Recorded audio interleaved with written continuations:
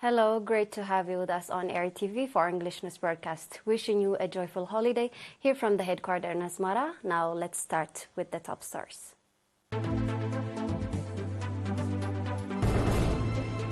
Mescal holiday colorfully celebrated nationwide. Meeting held with leaders of national associations. Nearly 1,000 people died of dengue in Bangladesh.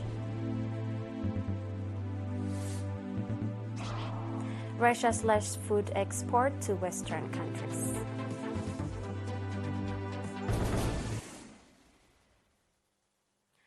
Mescal, the finding of True Cross, was enthusiastically celebrated across the country today, 28 September. A prayer service presided over by Abuna Petros, Archbishop of the Orthodox Tewahedo Church of Eritrea, was held at the celebration held at Baht Maskarem, in which ministers, senior governments and PFDJ officials, members of the diplomatic community and a number of faithful participated. Memher Simon Bayena presented a presentation on the historical context of the Mescal holiday and wished the Eritrean people in general and the faithful in particular a happy holiday as well as peace and prosperity. Sunday school youth also presented religious songs depicting the occasion. The Damera bonfire was set jointly by Abuna Petros and Mr. Fesahaya Haile, governor of the central region. The participants also sent their best wishes to the people of Eritrea and its defense forces.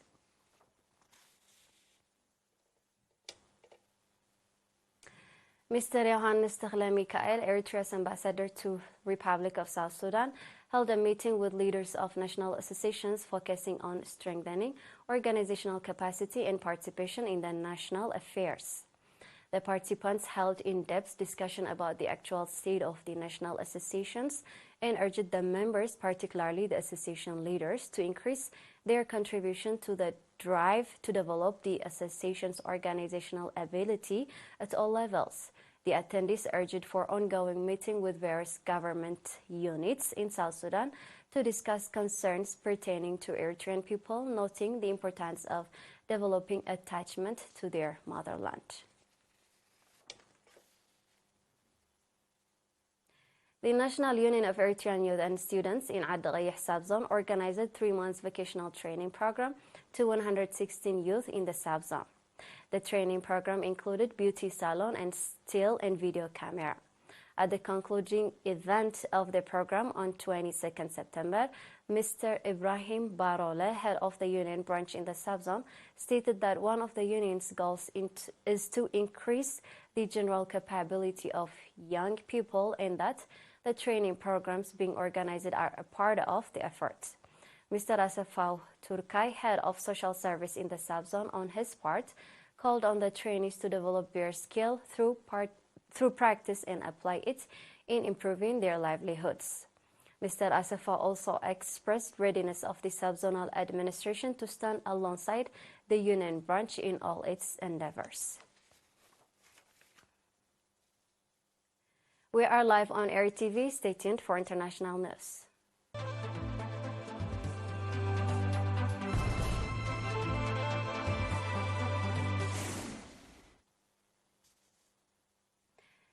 In Bangladesh, extraordinarily wet monsoons have made it easier for mosquitoes that carry the dengue virus to breed in dirty and stagnant water. Officials have struggled to contain the spread of the disease, and hospitals have been critically overwhelmed.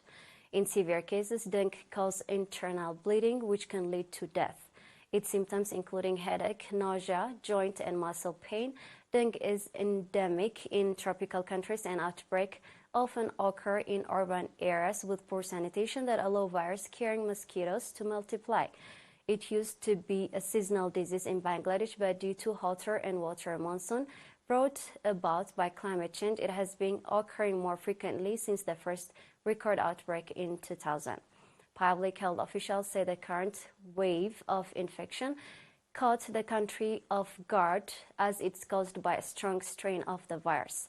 Doctors have noted that the condition of current dengue patients deteriorate much faster compared to the last few years. Up to 20 people have died of dengue every day over the past 2 months, and the death toll this year has exceeded the total in the last 22 years. This is according to officials.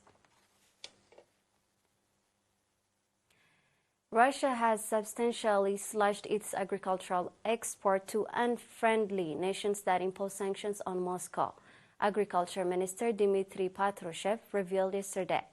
Moscow reduced deliveries of its agricultural produce to Western states by $2.6 billion last year, while at the same time boosting supplies to neutral and friendly countries, those that have not joined Western sanctions on Russia, by $2.7 billion. This is according to officials. Agricultural export, including fish export, today primarily took towards friendly countries, he said at the Fishing Industry Forum. The minister added that due to the geopolitical situation, Russia was prompted to divert its agrarian trade and will continue to do so in the future. On the topic of fish export, Patrushev noted that despite Western restrictions, Russia boosted supplies of marine products by 4% last year. The number of importing countries also increased from 60 in 2022 to 80 this year, as Moscow seeks to diversify its trading partners and is expanding to new markets. Now we have a quick recap of the top stars.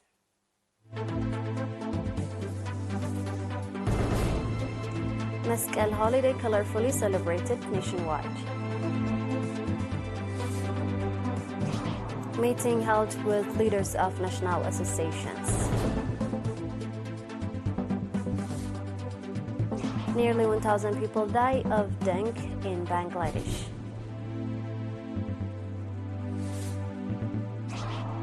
Russia slashed food exports to Western countries.